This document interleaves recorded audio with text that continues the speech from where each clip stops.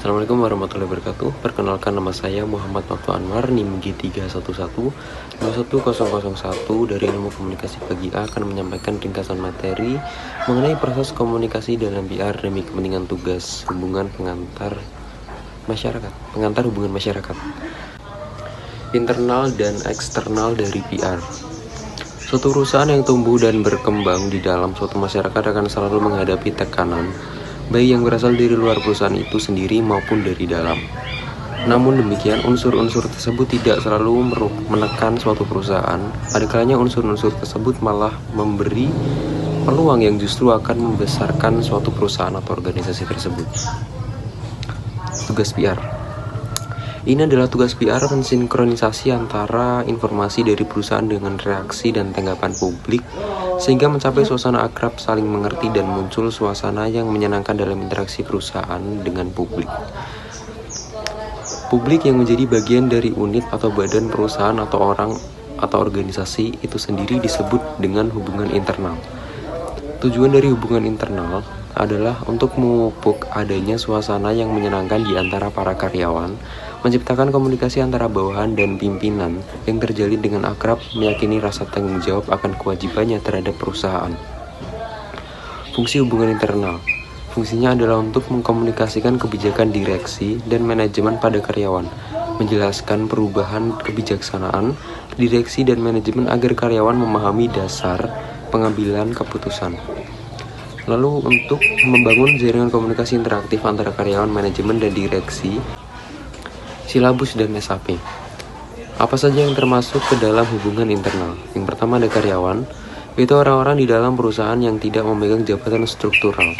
Fungsi karyawan ini adalah untuk menyadari bahwa sebagai anggota atau keluarga dari perusahaan akan selalu mendapat sorotan dari publik yang ada di luar karena sikap, sifat, tingkah laku dalam perbuatan seorang karyawan tersebut. Yang kedua ada pemegang saham, yaitu merupakan salah satu faktor terpenting bagi suatu organisasi kekaryaan atau perusahaan. Fungsinya yaitu untuk membina hubungan baik dan memajukan perusahaannya. Saluran komunikasi dalam hubungan internal, yaitu misalnya pengumuman, buku panduan pegawai, kontak pribadi, pertemuan berkala, kotak suara, laporan, hiburan, olahraga, benchmarking, pelatihan, gathering, reward, karya wisata, dan penghargaan. Lalu kemudian ada hubungan eksternal, yaitu hubungan dari luar, yaitu publik umum atau masyarakat yang mengusahakan tumbuhnya sikap dan gambaran yang positif terhadap suatu lembaga atau perusahaan.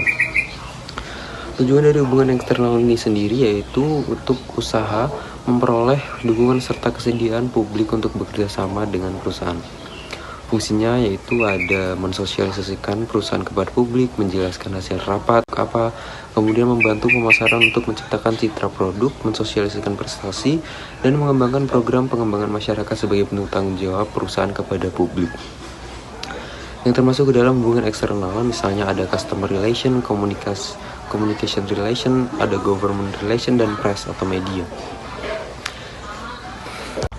Proses komunikasi dalam PR.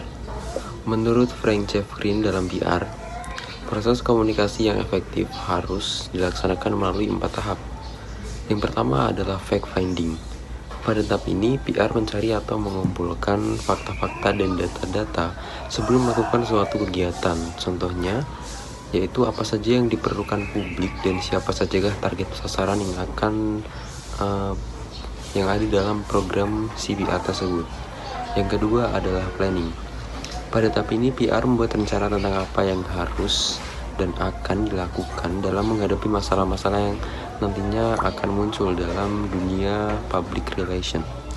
Berdasarkan pada fakta atau data yang telah ditemukan pada tahap fact finding tadi, untuk hasil yang lebih baik, seorang PR officer harus memperhatikan unsur-unsur komunikasi, yaitu komunikator, pesan, media, dan komunikan. Yang ketiga ada communicating. Pada tahap ini, PR melaksanakan kegiatan yang sudah direncanakan pada tahap sebelumnya, yaitu planning. Yang keempat, ada evaluation atau evaluasi, yaitu pada tahap ini, PR melakukan evaluasi terhadap kegiatan yang sudah dilaksanakan untuk menjadi catatan bagi peningkatan kualitas kegiatan selanjutnya agar menjadi lebih baik lagi. Kemudian, apa itu PR yang baik? PR sebagai bagian dari organisasi merupakan jembatan komunikasi antara sebuah organisasi dengan publiknya sehingga tercipta pengertian bersama yang membawa terhadap penciptaan citra positif